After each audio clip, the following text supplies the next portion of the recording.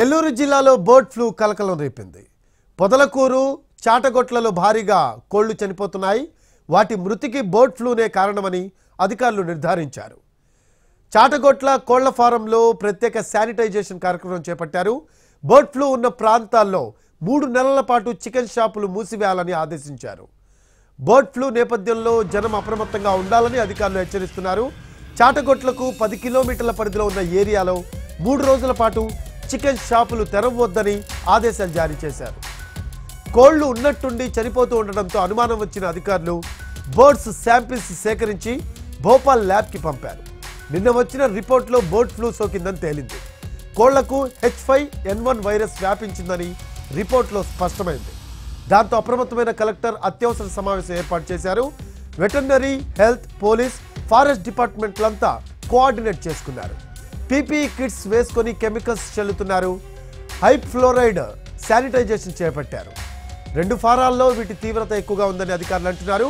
కొన్ని ఏరియాలను కంటోన్మెంటెడ్ జోన్గా ప్రకటించారు. Bird flu సోకిన ప్రాంతాల నుంచి 10 కిలోమీటర్ల రేడియస్లో ప్రజలు గుడ్లు, చికెన్ తినవద్దని అధికారులు హెచ్చరిస్తున్నారు. పొదలకూరు మండలంలోని చాటగొట్ల అనే పంచాయతీలో ఉన్న కోళ్ల ఫారంలో ఎక్కువ నంబర్ ఆఫ్ బర్డ్స్ చనిపోవడంతో వెటర్నరీ డిపార్ట్మెంట్ వాళ్ళు వెంటనే అప్రమత్తమై వాళ్ళ శాంపుల్స్ని, బర్డ్ శాంపుల్స్ని భోపాల్కి ల్యాబ్ టెస్టింగ్ పంపించడం జరిగింది. ల్యాబ్ టెస్టింగ్ రిపోర్ట్ అంతా నిన్ననే మనకి జిల్లాకు రావడం జరిగింది. రిపోర్ట్లో మనకి ఇది ఏవియన్ ఇన్ఫ్లుయెన్జా వైరస్ అని H5N1 వైరస్గా డిక్లేర్ అయింది.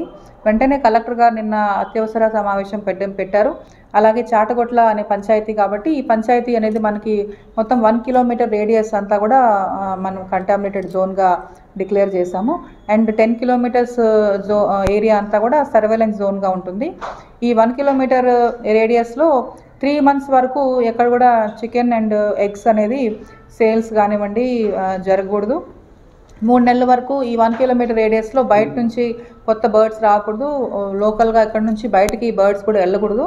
అది స్ట్రిక్ట్గా మనం ఫాలో చేసుకోవాలి. అలాగే 10 కిలోమీటర్స్ రేడియస్లో ఒక 3 days వరకు కంప్లీట్గా చికెన్ అండ్ ఎగ్స్ షాప్స్ అన్నీ కూడా మూసేయడం జరుగుతుంది. ఈ 3 days తర్వాత నెక్స్ట్ 15 days కంప్లీట్గా బయట నుంచి బర్డ్స్ లోపలికి రావడం కానివ్వండి, ఇక్కడ నుంచి బయటకు వెళ్ళడం కానివ్వండి, బర్డ్సే కాదు బర్డ్స్ సంబంధించిన ఫీడ్ కూడా లోపలికి బయటికి అలౌ చేయకుండా అనేసి చర్యలు తీసుకోవడం జరుగుతుంది. నెల్లూరు బర్డ్ ఫ్లూపై మరింత సమాచారం మా కరెస్పాండెంట్ అమర్నాథ్ అందిస్తారు.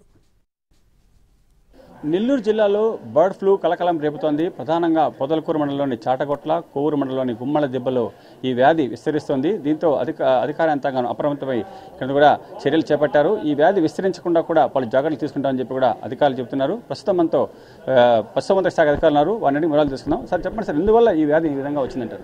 బర్డ్ ఫ్లూ H5N1 అనే వ్యాధి కోళ్లల్లో వైరస్ వల్ల కలిగే వ్యాధి. ఈ కోళ్లల్లో ముఖ్య లక్షణం అధిక మరణాలు శాతం ఉండటం అనేది. ఇది చాటగొట్లలో ఉన్న ఫామ్లో అధిక మరణాలు నమోదవడంతో ఈ వ్యాధి అయ్యుండొచ్చేమని అనుమానంతో భోపాల్కి శాంపిల్స్ పంపించడంతో ఈ వ్యాధి నిర్ధారణ అయింది. ఈ వ్యాధిలో ముఖ్య లక్షణాలు కోళ్లలో ముక్కు నుంచి స్రావాలు కారటము, అధిక జ్వరం ఉండటము, కాళ్ల మీద రక్తపు చారలు హెమరేజెస్ ఉండటము, అలాగే తల నల్లగా అయిపోవటము, ఇట్లాంటి లక్షణాలతో సడన్ డెత్ అకస్మాత్తుగా చనిపోవటం అనేది ఈ కోళ్లలో ఉన్న వ్యాధి లక్షణాలు. వ్యాధిగ్రస్త కోళ్ల నుంచి ఆరోగ్యమైన కోళ్ళకి చాలా తొందరగా వ్యాప్తి చెందుతుంది. కలుషితమైన గాలి, నీరు, మేత ద్వారా వ్యాప్తి చెందుతుంది.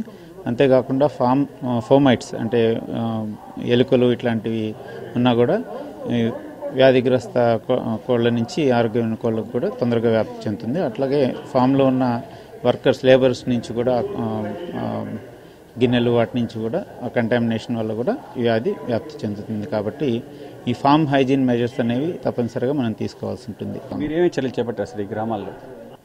కంట్రోల్ అండ్ కంటైన్మెంట్ మెజర్స్ చేపట్టారు. గౌరవ కలెక్టర్ గారి ఆదేశానుసారం ఇక్కడ 1 కిలోమీటర్ ఇన్ఫెక్టెడ్ జోన్గా డిమార్కేట్ చేసి, అలాగే 10 కిలోమీటర్స్ సర్వైలెన్స్ జోన్గా డిమార్కేట్ చేసి ఆ గైడ్లైన్స్ ప్రకారం ఈరోజు యాక్టివిటీస్ అన్నీ మన ర్యాపిడ్ రెస్పాన్స్ టీమ్స్ అన్నీ యాక్షన్లోకి దిగి మన శానిటైజేషన్ అయితేనేమి, ఈ కల్లింగ్ ఆపరేషన్స్ అయితేనేమి ఇవన్నీ కూడా జరుగుతూ ఉన్నాయి. ప్రికాషన్స్ తీసుకోవాలి సార్.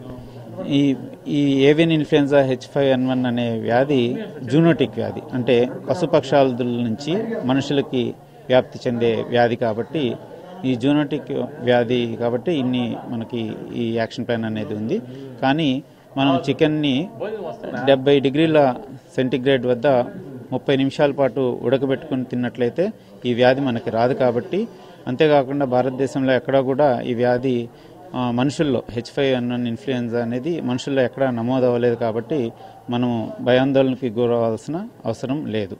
అలాగే మనుషుల నుంచి మనుషులకు కూడా ఈ వ్యాధి ఎప్పుడూ సోకలేదు, ఎక్కడ సోకిన దాఖలాలు లేవు. కాబట్టి మనం భయపడాల్సిన అవసరం లేదు. చూస్తున్నాం, ఈ వ్యాధి వ్యాపించకుండా కూడా చర్యలు చేపట్టామని అధికారులు చెబుతున్నారు. అంతేకాకుండా కూడా ప్రజలెవరూ కూడా ఆందోళన చెందాల్సిన అవసరం లేదని, కేంద్ర ప్రభుత్వం మార్గదర్శకాలకు అనుగుణంగా కూడా ఈ వ్యాధి నివారణకు కూడా అన్ని విధాల చర్యలు తీసుకుంటామని చెప్పి కూడా అధికారులు చెబుతున్నారు. వీడియో జర్నలిస్ట్ ప్రదీప్తో అమర్, NTV, నెల్లూరు.